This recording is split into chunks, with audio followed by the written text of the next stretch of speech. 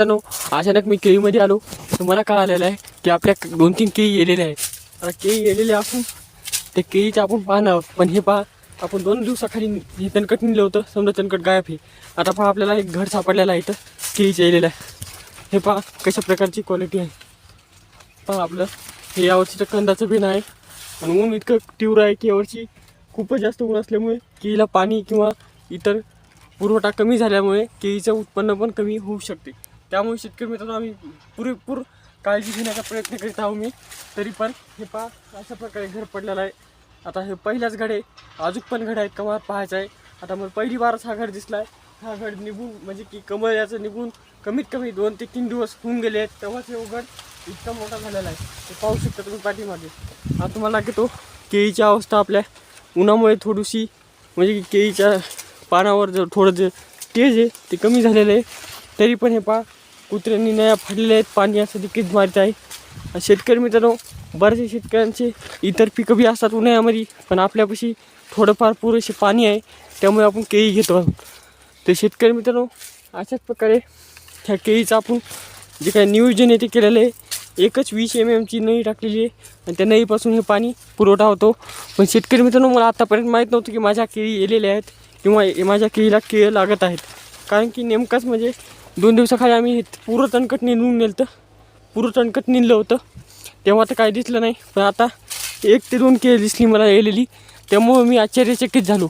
आता पाहूया डबल कुठं येलेली आहे का.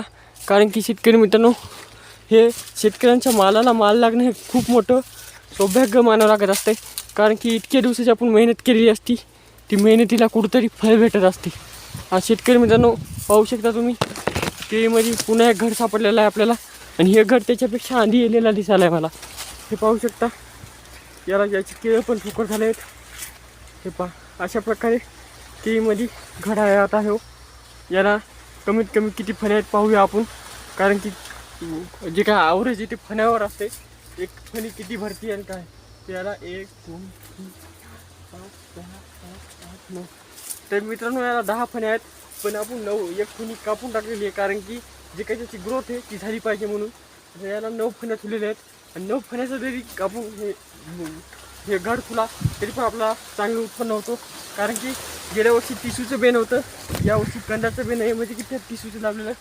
त्या इथे एक हे पहा, आता याला पण किती फण्या आल्यात पाहूया.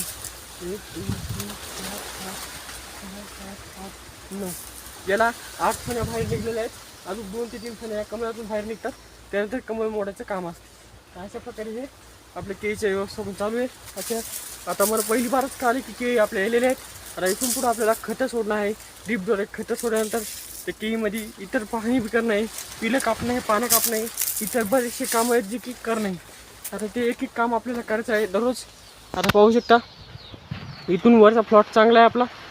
ह्या वाऱ्याने आणि थोडं लवकर रान हडकत आहे पाण्यामुळे.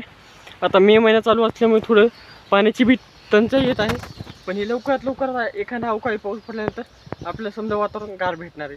तर मित्रांनो, अशाच प्रकारे व्ही.डी. फार्मिंग या चॅनलवर तुम्हाला ब्लॉग पाहायला मिळतील आणि शेतीविषयक माहिती पाहायला मिळेल.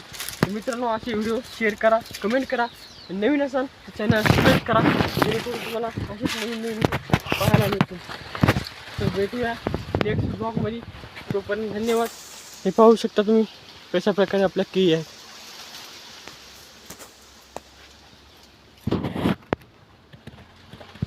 त्यामुळे दुपारच्या पहारामध्ये केळीमध्ये अशी एक चक्कर हाणावं लागत असते.